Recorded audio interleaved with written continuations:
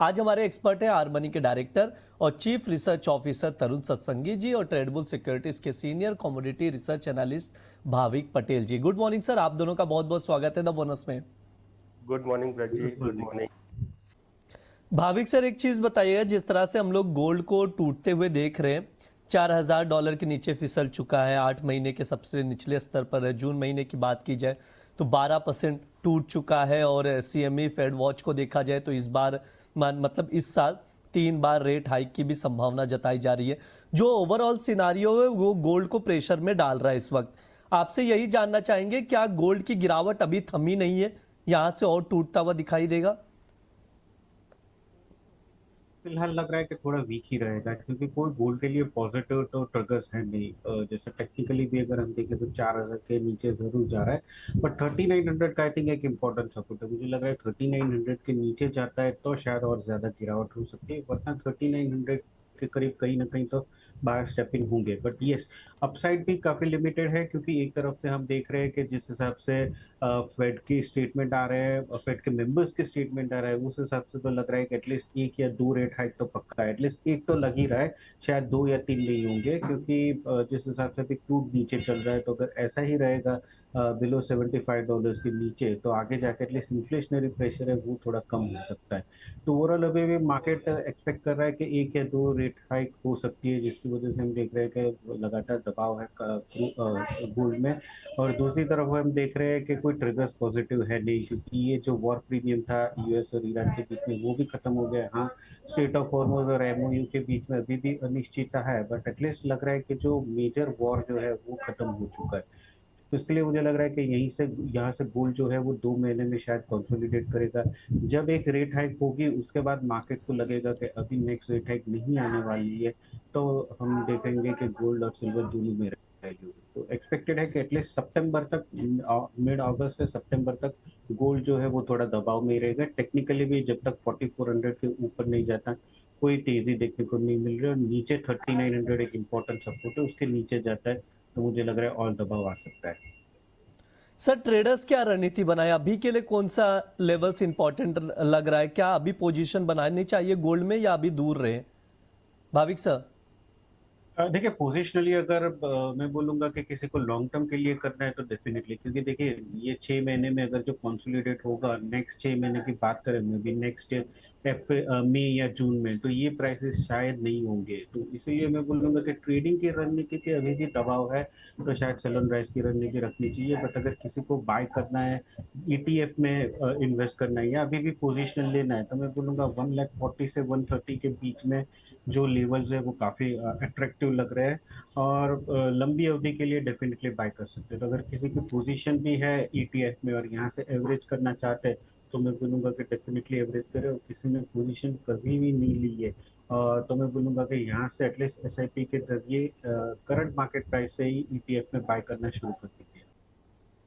Bhavik sir, आपका क्या view है चांदी को लेकर? ट्रेडर्स क्या रणनीति बनाए और कोई ट्रेडिंग कॉल है आपकी तरफ से सजेशन में?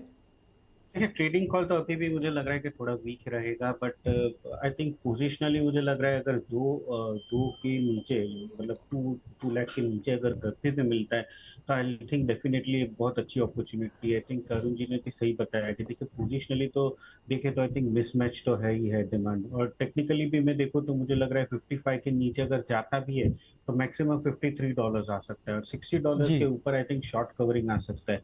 तो ओवरऑल डेफिनेटली बाय की ही रणनीति रखनी चाहिए पोजिशनली, बट इंट्राडे मैं बोलूंगा कि थोड़ा शॉर्ट कर सकते हैं। एटलीस्ट पुट जो है वो बेहतर रहेगा। तो पुट में 2,20,000 का पुट जो ऑप्शन है वो बाय करके चल सकते हैं इंट्राडे 7,600 के करीब, 8,800 के टारगेट के लिए, और 7,000 का इंट्राडे स्टॉप लॉस रहेगा।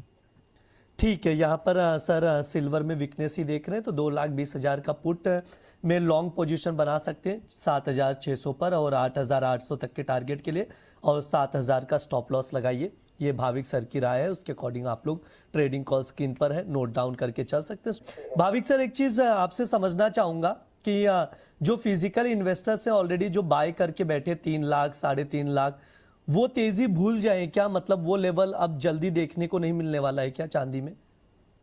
देखिए जैसे मैं बताया कि आई थिंक एक बार एक रेट हाइक हो जाएगी और मार्केट को लगेगा कि शायद सेकंड नहीं हम्म। आएगी, तब से हम देखेंगे कि जो सिल्वर की रैली है वो चलना शुरू हो जाएगी। तो 3-4 महीने तो मुझे नहीं लग रहा कि अभी कोई रैली हो सकती है, बट यस 3 लाख जो है वो I think maybe second half of the next year definitely आ सकते हैं, क्योंकि मैं भी तरुण जी से सहमत हूँ।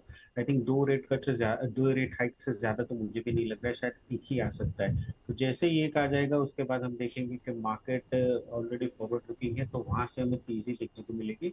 और 3 लाख क्या, मुझे लग रहा है 3.30 3.40 भी आ सकता है नेक्स्ट ईयर एंड तक।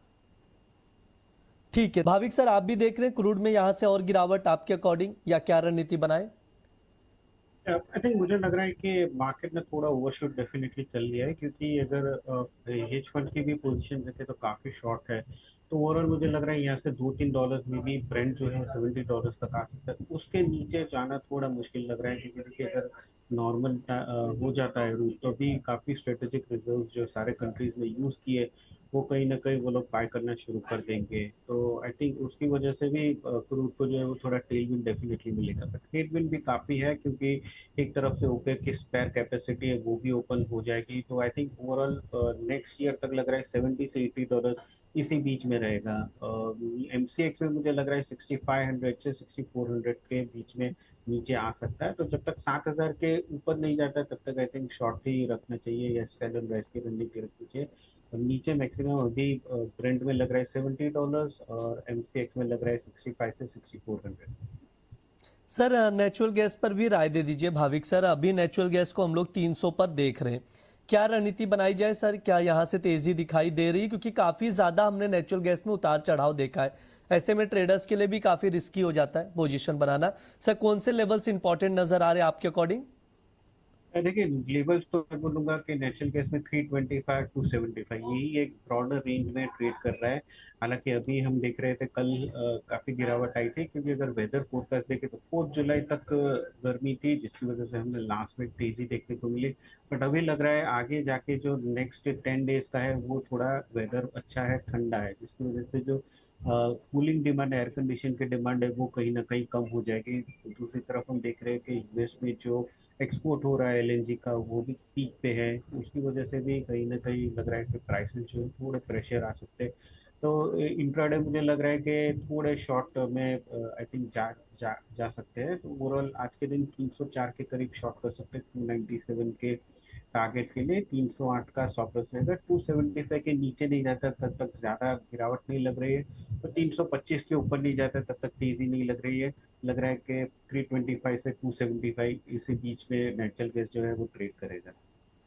ठीक है, ये सर का व्यू है नेचुरल गैस को लेकर। सेल ऑन राइस की स्ट्रैटेजी बनाकर चल सकते हैं, 304 पर शॉर्ट करें, 297 तक के टारगेट के लिए 308 का स्टॉप लॉस लगाइए। मेटल्स की ओर रुख कर लेते हैं। कॉपर, जिंक, लेड, एल्युमिनियम तमाम बेस मेटल्स हैं, किसमें क्या रणनीति बनाकर चल सकते हैं हम समझने की कोशिश करेंगे। अभी देखा जाए तो कॉपर 1256 पर ट्रेड कर रहा है, गिरावट है। निकल में भी गिरावट देखने को मिल रही है। जिंक और लेड भी लाल निशान में कारोबार कर रहा है।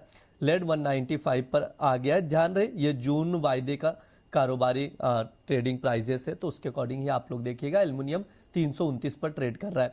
भाविक सर आपकी तरफ से टॉप पिक में क्या है, कौन से कॉन्ट्रैक्ट में पोजीशन बनाना है वो भी बताइएगा please sir. I think zinc mini जो है जुलाई कॉन्ट्रैक्ट, उसमें मुझे लग रहा है पोजीशन बनानी चाहिए। देखिए जिंक में अभी भी अगर हम देखें तो trend overall positive compare to aluminium और कॉपर। एल्यूमिनियम में तो जो रिस्क प्रीमियम था वो सारा चला गया है। तो जिंक मिनी आज 355 के करीब मिलता है, तो 360 के टारगेट के लिए बाय कर सकते हैं 352 के स्टॉप लॉस से। क्योंकि देखिए फंडामेंटल में भी अगर देखें तो जिंक में थोड़ा सप्लाई करंट डेफिनेटली है, क्योंकि जो कजाकिस्तान की जो माइन जहाँ पे एक्सप्लोजन हुआ था वो भी अभी पूरी तरह शुरू नहीं हुई है। और पेरू में जहाँ पे फायर हुआ था वो भी अभी देखे तो 60% कैपेसिटी चल रही है, इसकी वजह से थोड़ा जो सप्लाई है वो क्रंच हो रहा है और इन्वेंट्री है वो कम हो रही है। ये दो फैक्टर्स हम देख रहे हैं कि जिंक जो है उसको नीचे नहीं जाने दे रहा है। तो आई थिंक सारे बेस मेटल में मेरी टॉप पिक रहेगी जिंक मिनी जुलाई कॉन्ट्रैक्ट में।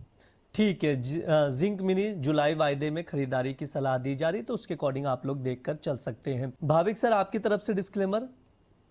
जो भी मैंने दिए वो तुमने क्लाइंट पे शेयर किया और उनकी पोजीशन हो सकती है। मेरे पर्सनल पोर्टफोलियो में कमोडिटी या डेरिवेटिव की पोजीशन नहीं है। जी सर, बहुत बहुत शुक्रिया भाविक सर, तरुण सर आज की चर्चा में जुड़ने के लिए। शुक्रिया। ये हमारा मंडी मास्टर शो है। इस दौरान बुलियन मार्केट, एनर्जी मार्केट और मेटल्स पर हम लोग विस्तार से